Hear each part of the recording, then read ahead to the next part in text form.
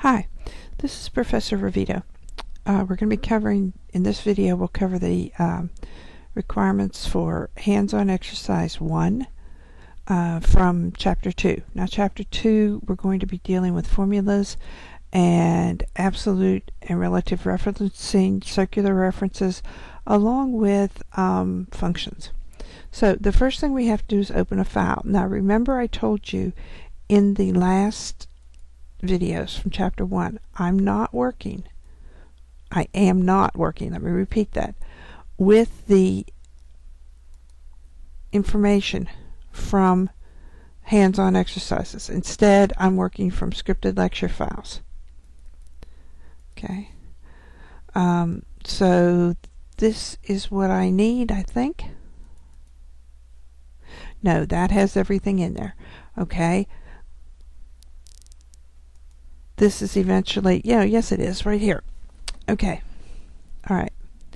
So, no, that's the sundown services. I opened the wrong thing. Often happens. When that happens, you can just close the spreadsheet by clicking right there, not on the top red one, but on the X right below it, and then you can click File, and let's open this again. Hopefully I'll get the right one this time. Okay. Okay, this is what your completed sheet is going to look like. Now, I know all this looks kind of hard to do, but it's really not. All right. I wanted to show you this so that you understand where we're going with this. Okay. And then we're also going to be working with range names. And for some reason, it doesn't want to go to range names. Okay. Don't worry about that. We'll get there. All right. So this is your completed sheet. Now, what it's going to look like to start off with, of course, you won't have the completed sheet for your hands-on exercises, but you will be able to look at it in the book. It looks like this. And we're going to put information into the shaded areas along with the summary statistics, and these are the areas where we will add the formulas. So not all spreadsheets are going to have this colored area on here. This is simply so that I know where I'm putting things. Okay, so I'm going to go back to the first spreadsheet. Now, the first thing I need to do is calculate the amount financed. Now, the amount financed is the cost of the land minus the down payment. Makes sense, right? Okay, so I'm going to do this using what your book calls semi-selection. I hit the equal sign, then I come over here and I click on B8. I hit the minus sign, which remember is either the hyphen or the minus on your numeric keypad, and I click D8. Now, once that is my formula, so I'm going to go ahead and click the check mark. And now that you'll see that for this first one, it's $83,900. All right. Remember, I clicked B8 minus D8. So now I'm going to drag this down. And if I click on E9, it says B9 minus D9. This is an example of relative reference, and we talked about this the last time. It adjusts your cell references depending upon how you copy it down. Now here I seem to have a problem. What are these pound signs? Notice that the formula is correct, B9 minus D9. The pound signs appear wherever the column is too narrow. So that means with the format and everything, and they've already done the formatting for you, that it cannot display the number. Well, if you look over here and you see that this is $2,750,000 and the down payment was $750,000, this would have to be $2 million. And if you look right here, you can easily see that it's not going to be wide enough. Remember, if we come up here and I put my mouse on the line between the E and the F and I get the double-headed black arrow, I can double click it and it will automatically adjust the width of the column for me. Now this column easily shows 2 million. So anytime you get those pound signs. It simply means that the column isn't wide enough. That's all it means. It doesn't mean you did anything wrong or anything like that. Okay, now, remember I said that we have a thing called absolute addressing. All right. Notice we have a column here that says rate per month and a column here that says interest rate. The column that says interest rate is interest rate per year. The column that says rate per month needs to be this interest rate divided by 12. Now this says divide by 0. We're not going to worry about that right now. We're actually just going to do away with that formula. Just delete it. All right. So what we're going to do here is we're going to hit the equal sign, and we're going to click on F8. We're going to hit the division, which is the slash that's right directly under the question mark on your keyboard, or the slash on your numeric keypad. And then we're going to go over here to F12. Now, obviously there's 12 months in a year. This is a rate per month, so if we take the yearly rate, to get a monthly rate, we want to divide it by 12. So I'm going to divide it by 12. Now, I'm going to do the same thing I did over here, and I'm going to drag this down. Uh-oh, what happened? All right, do you remember over here in amount financed, we had B8 minus D8, B9 minus D9. Okay, over here, and this was our relative cell reference, over here I have F8 divided by B5, which is correct. But here I have F9, which is fine, divided by B6. It adjusted the cells relative to the way we copied them. All right, we don't want relative addressing in this column. So all I'm going to do is click undo. And now I'm going to come back in here, and I'm going to delete that because I'm going to start from scratch again. So I'm going to say equals F8 divided by B5. Well, that's the same thing I did the last time, right? Except this time, the F4 function key on the keyboard, if you press the F4 function key one time, notice what you get. You get $B, $5.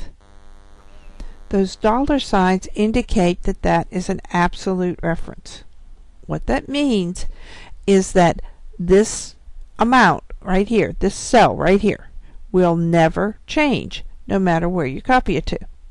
Now, you can also type in $B, $5, but most people find it most convenient to just hit the F4. Okay, so let's enter that into that cell. And then we'll double click the fill handle. Remember, our fill handle is our black cross. And it drug it all the way down, and now it's absolutely fine, isn't it? That's what absolute reference does. Notice this is F8 divided by B5. This is F9 divided by B5. This is F10 divided by B5.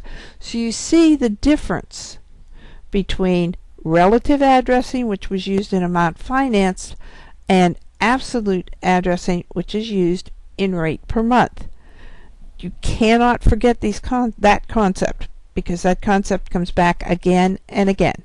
The difference between relative addressing and absolute addressing.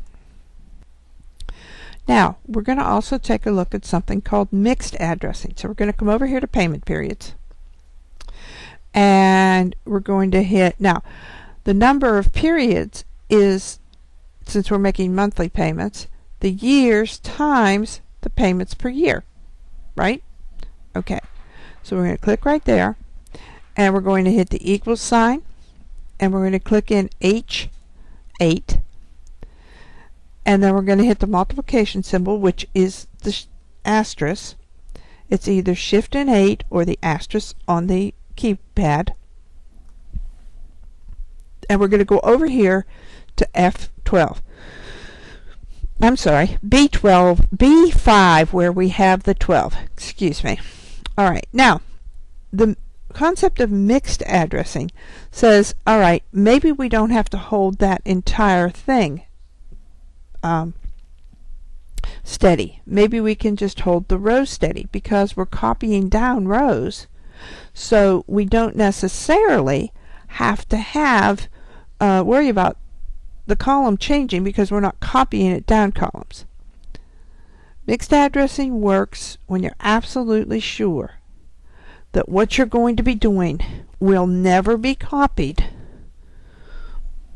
Like if you're sure you're going to be always copying it down rows and you'll never copy it across columns, a mixed address would work fine. So what you do for a mixed address is you press F4 once, then you hit F4 again. Alright, now notice there's no $sign in front of the B. That means if I were to copy it from one column to another, the B would change. However, there is a $sign in front of the 5. This is called mixed addressing. This means that the 5 will never change. Well, I mean, that's really the one we're worried about since we're copying it down the rows. So we're going to click the check mark. All right, and then we're going to double click it. Okay, and it always says B $5 and it works just fine. Now let me show you, however, I'm just going to copy this. Let me show you what would happen if I copied this, say, over here.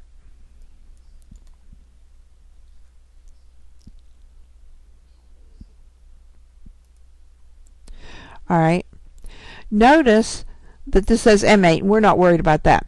But look at this. The B changed to a G.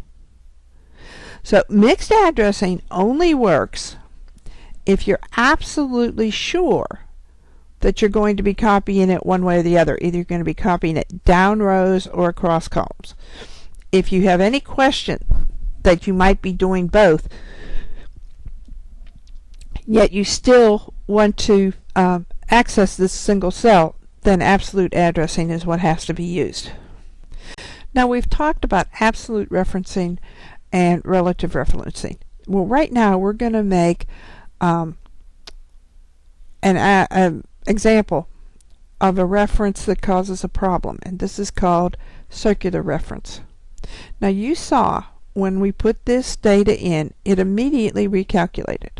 Okay, so right now I'm going to come over here and I'm going to deliberately do equals J8, which is the cell I'm in. So I'm typing it in because you ordinarily couldn't do this, divided by B8. Okay, I'm going to enter it into the cell, and notice that immediately I get a circular reference warning. What's going on? Okay, circular references are any reference with any formula that depends upon results of that same formula. So every time the computer would try to calculate the results of this particular formula, it would have to look at J8. Well, you can't, I mean, this is something that would just continually change. That's not something you're going to be able to do. Okay, so we did that deliberately, so we're just going to delete it. I hit the delete key and that's all I did.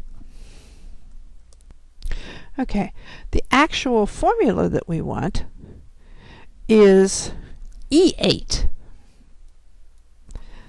divided by B8, which will give us a percentage, and that will be the amount financed, and there we have 65%. Now I'm going to put the circular reference back in right here because I want to show you something about error checking. So I'm going to type that back in, and I'm going to get, well, oh, I'm sorry, that I did J8. It should have been J9. Can't even screw up right. All right. And there's my circular referencing. Okay, now if I go to formulas and I go to error checking, notice I click the formulas tab, and over here under auditing I'm doing error checking. I'm going to do a circular reference, all right, and it shows me where the circular reference is, right?